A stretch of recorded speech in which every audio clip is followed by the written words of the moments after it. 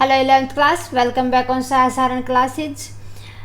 सो बच्चा पार्टी, अगर आपने अभी तक हमारे चैनल को सब्सक्राइब नहीं किया है तो प्लीज़ पहले हमारे चैनल को सब्सक्राइब कर लें और हमारे क्लासेज को जितना ज़्यादा पॉसिबल हो सके उतना ही बच्चों के साथ शेयर करें।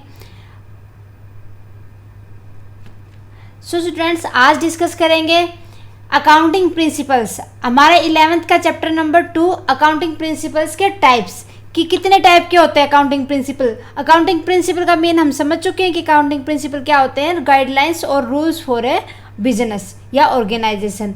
कि ये ज़्यादा कुछ नहीं होते। प्रिंसिपल्स क्या होते हैं, कुछ रूल्स होते हैं, कुछ गाइडलाइंस होते हैं जिनको फॉलो करके कोई भी बिजनेस एस्टेब्लिश किया जाता है। अब देखते हैं कि टाइप ऑफ अकाउंटिंग प्रिंसिपल्स क्या होते हैं। फर्स्ट टाइप देखो, अकाउंटिंग एंटिटी और बिजनेस एंटिटी प्रिंसिपल्स। कि अकाउंटिंग एंटिटी और बिजनेस एंटिटी प्रिंसिपल्स क्या कहता है कि जो बिजनेसमैन होता है, जो ओनर होता है और जो फर्म होती है, वो दोनों अलग अलग एंटिटी होते हैं। मीन्स उन दोनों का एग्जिस्टेंस सेपरेट होता है। क्या होता है, उन दोनों का एग्जिस्टेंस सेपरेट होता है और दोनों को कैसे ट्रीट किया जाता है कि बिजनेस अलग है और उसका ओनर अलग एंटिटी है। जब कोई भी ट्रांजैक्शन रिकॉर्डेड की जाती है, उन ट्रांजैक्शंस को एनालाइज किया जाता है और कोई भी फाइनेंशियल स्टेटमेंट तैयार की जाती है तो किसके पॉइंट ऑफ व्यू से की जाती है, बिजनेस के, ना कि ओनर के। अगर प्रॉफिट होता है तो क्या माना जाता है कि हमारा बिजनेस ग्रो कर रहा है। ये तो नहीं मानते ना कि ओनर के नाम से, मान लो कोई भी रमेश है तो वो ग्रो करेगा, नहीं, उसका बिजनेस ग्रो करेगा। उस कंपनी के नाम से ही क्या कहेंगे कि उसने ग्रो किया, उस कंपनी ने, एबीसी कंपनी ने ग्रो किया है। सो ओनर को तो क्या माना जाता है कि वो क्या क्रेडिटर है, पैसा लगाने वाला है, बस इंटरनल लायबिलिटीज पे करता है, वो पैसा इन्वेस्ट करता है बिजनेस के अंदर और वो कैपिटल जो लेके आता है उसी के अकॉर्डिंग क्या माना जाता है, बस वो उस बिजनेस से रिलेटेड है। आपने देखा होगा कि हम पहले पॉइंट कर चुके हैं कि जब भी कोई भी पार्टनर अपने पर्सनल यूज के लिए कैपिटल से पैसा निकलवाता तो उसको ड्राइंग कहा जाता और वो उस ड्राइंग के ऊपर क्या करता है, इंटरेस्ट पे करता है। ठीक है, इसलिए दोनों बिजनेस और फर्म क्या माने जाते हैं कि वो अलग अलग एंटिटी हैं। सेकंड क्या हो जाएगा, मनी मेजरमेंट प्रिंसिपल्स। इस प्रिंसिपल के अकॉर्डिंग क्या जितनी भी ट्रांजैक्शन होंगी जो मनी में कंसिडर कर सकते हैं उन्हीं को एक्सप्रेस करेंगे, किसके अंदर, हम अकाउंटिंग के अंदर। अदरवाइज किसी भी अदर, जब मान लो कि नॉन मॉनेटरी इवेंट है कोई भी, उनको रिकॉर्ड नहीं किया जाता। मान लो किसी भी पार्टनर की या एम्प्लॉय की डेथ हो जाती है या एम्प्लॉय स्ट्राइक पे आ जाते हैं या उनके बीच में कोई डिस्प्यूट हो जाता है तो उनको रिकॉर्डेड नहीं किया जाता। तो खाली रिकॉर्डेड किन को देखा जाएगा कि उनसे इफेक्ट क्या हुआ बिजनेस अपॉर्चुनिटीज़ पे, कि जो बिजनेस ऑपरेशंस है उनके ऊपर क्या इफेक्ट पड़ा है उसका, खाली बस यही कंसीडर करेंगे, ज़्यादा नहीं। खाली किन को देखेंगे, जो इवेंट मॉनेटरी होते हैं उन्हीं को बिजनेस के अंदर रिकॉर्डेड किया जाता है। नेक्स्ट देखो, थर्ड प्रिंसिपल क्या कहता है, अकाउंटिंग पीरियड प्रिंसिपल्स। इस प्रिंसिपल के अकॉर्डिंग क्या देखा जाता है कि जो हमारा एंटरप्राइज है, हमारा कोई भी बिजनेस है हमारा, वो कितने छोटे छोटे पीरियड्स में डिवाइड, मीन्स एक फाइनेंशियल ईयर में डिवाइड कर दिया जाता है। उसी इंटरवल के, उसी रेगुलर इंटरवल पे हम क्या करते हैं, मेजर करके चलते हैं हमारे बिजनेस की परफॉर्मेंस को। These smaller period are called accounting period। कि जो हमारा बिजनेस होता है वो अकाउंटिंग पीरियड के अकॉर्डिंग ही उसको क्या किया जाता है, मैनेज किया जाता है, मेजरमेंट किया जाता है कि हमारे बिजनेस के अंदर प्रॉफिट हुआ है या लॉस। प्रॉफिट एंड लॉस को कंसीडर किया जाता है।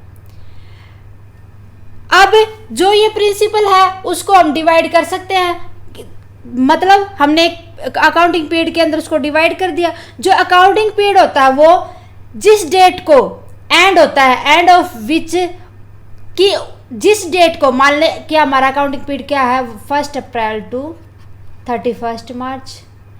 मीन्स जो 31 मार्च को कितना हमारा प्रॉफिट हुआ या लॉस हुआ ये कंसिडर करेंगे एंड 31 मार्च को ही बैलेंस शीट तैयार कर लेते हैं। किस लिए, फाइनेंशियल पोजीशन को कंसीडर करने के लिए, फाइनेंशियल पोजीशन को देखने के लिए कि हमें पैसा उधार लेने की नीड तो नहीं है।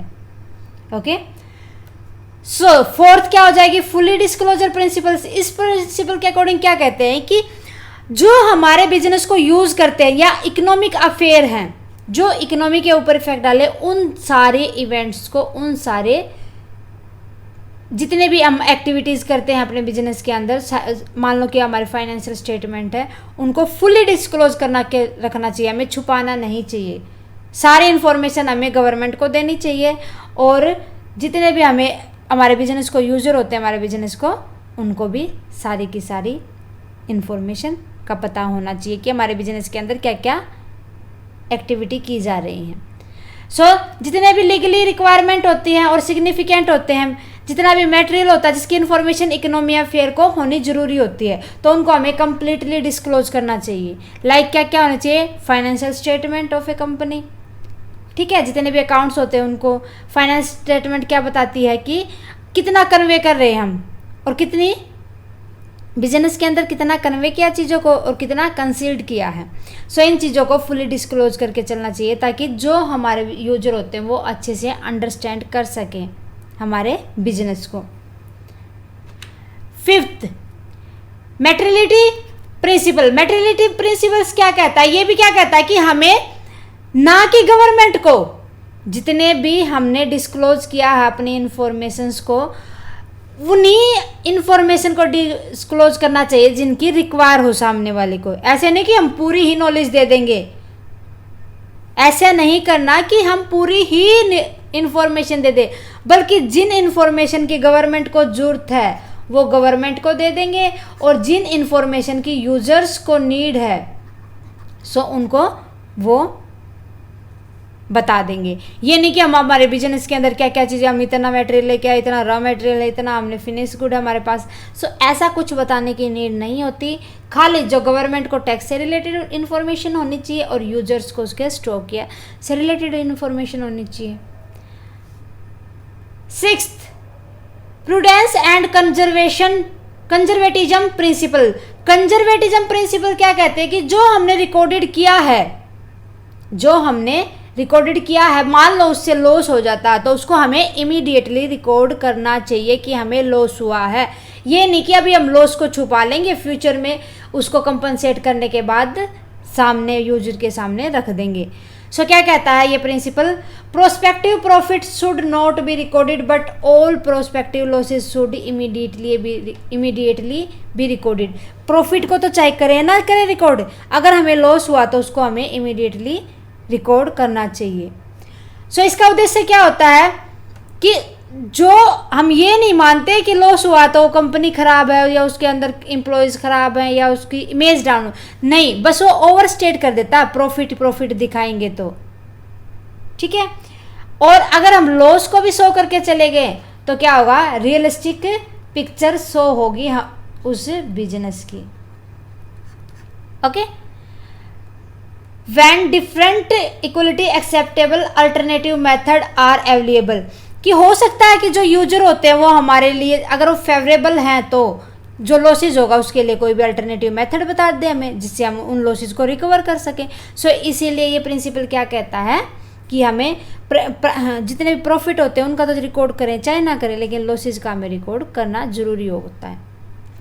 Next, cost principle and historical cost principle concept. ये प्रिंसिपल क्या कहता है कि जितनी भी असेट्स होती हैं जब उनकी बुक्स ऑफ अकाउंट, उनकी रिलेटेड बुक के अंदर हम एंट्री करते हैं तो हमें ओरिजिनल कॉस्ट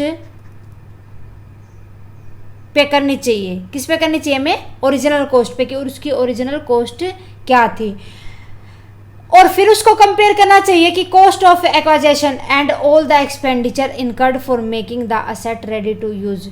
पहले तो क्या कर देंगे हम ओरिजिनल कॉस्ट पे, फिर साथ के साथ क्या एंट्री कर देंगे कि उसके एक्विजिशन में कितनी कॉस्ट आई हमें और एक्सपेंडिचर कितने किए गए उसको एस्टेब्लिश करने के लिए, वहाँ तक लेके आने के लिए।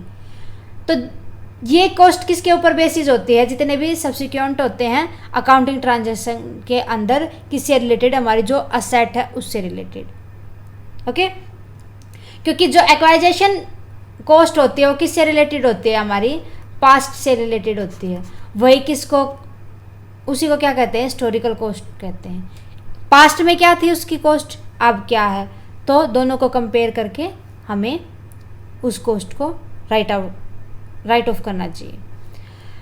मैचिंग प्रिंसिपल क्या कहता है, जितने भी हमने बिजनेस के अंदर, मान लो कि जितने हमने एक्सपेंसेस किए हैं उनको किन के साथ मैच करना चाहिए, जितनी भी रिवेन्यू हुई है बिजनेस को, जितनी भी बिजनेस को रिवेन्यूज हुई हैं उनके साथ मैचअप करना चाहिए।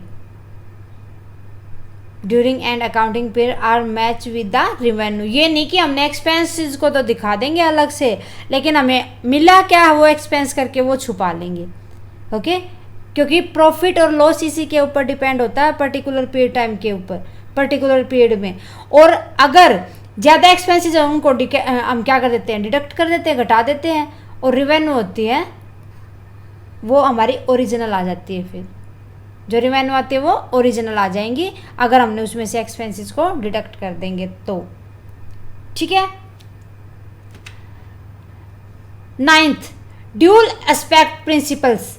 इस प्रिंसिपल के अकॉर्डिंग क्या कहते हैं, अगर किसी चीज़ को हमने डेबिट किया है तो हम उसको क्रेडिट भी करेंगे। अगर कोई चीज़ डेबिट हुई है तो वो क्रेडिट होनी भी ज़रूरी होती है, क्योंकि मान लो कि पैसा हमने कोई भी मशीनरी खरीदी है, तो इसको हमने क्या दिया, कैश दिया है। अगर कैश को हम डेबिट कर रहे हैं तो मशीनरी को क्रेडिट भी तो करेंगे, क्योंकि हमारे पास मशीनरी तो आई है ना। एक को डेबिट करेंगे दूसरे को क्रेडिट करेंगे, क्योंकि पैसे गए हैं तो मशीनरी आ गई है। तो डबल एंट्री सिस्टम को अप्लाई करना है हमें बिजनेस के अंदर। हमारी असेट्स किसके इक्वल होंगी, जितनी भी लाइबिलिटीज प्लस में कैपिटल, मीन्स जितना पैसा देने के हम लाइबल और प्लस हमारे पास जितना पैसा है वो किसके इक्वल होनी चाहिए, लाइबिलिटीज के इक्वल होनी चाहिए। क्योंकि लाइबिलिटीज तो वो होंगे ना अगर हमने क्रेडिट पे, उधार पे अगर कोई भी चीज़ खरीदी है तो तभी तो हम लाइबल होंगे ना, तो वो भी तो दिखा देंगे, क्योंकि उसके बदले में हमारे पास असेट जो आ गई। ओके, नेक्स्ट देखो, रिवेन्यू रिकॉग्नाइजेशन कंसेप्ट।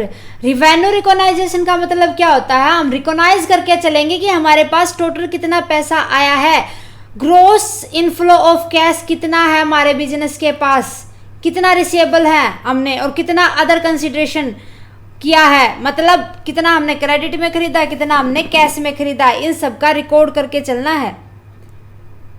ये प्रिंसिपल बस यही कंसर्न करके चलता है कि जितने भी रिवेन्यू हुई हैं बिजनेस को, फर्म को, उनको प्रॉपरली लिखो कि उनके अंदर ग्रोस इनफ्लो कितना ऑफ कैश कितना है, कितना हम रिसीवेबल हैं, कितना रिसीव किया है और कितना अदर कंसिडरेशन में किया है।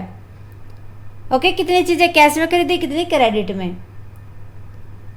नेक्स्ट देखो, वेरिफिकेबल ऑब्जेक्टिव कंसेप्ट। इस कंसेप्ट के अकॉर्डिंग क्या कहता है कि जो हमारा बिजनेस होता है वो पर्सनल बायसेस से परे होना चाहिए, फ्री होना चाहिए। क्या होना चाहिए, फ्री फ्रॉम पर्सनल बायसेस। ये नहीं कि भाईचारा उसके अंदर आए, हमारा सेल्फ का कोई भी फायदा उसमें से निकाले, नहीं, हमें बस खाली बिजनेस के पॉइंट ऑफ व्यू से सोचना है। ओके, सो ये थे हमारे अकाउंटिंग प्रिंसिपल्स जिनको ध्यान में रखते हुए कोई भी बिजनेस किया जाता है। सो ओके स्टूडेंट्स, मिलते हैं नेक्स्ट क्लास में नेक्स्ट टॉपिक के साथ। तब तक के लिए आप इनको प्रैक्टिस करते रहो, अच्छे से तैयार कर लेना। स्टूडेंट्स, हमारे क्लासेस को देखने के लिए थैंक यू वेरी मच। अगर आपकी कोई क्यूरी है तो प्लीज़ आप उसको कमेंट बॉक्स में लिख देना, जितना जल्दी पॉसिबल होगा मैं आपको उसका सॉल्यूशन दे दूँगी। So thank you very much.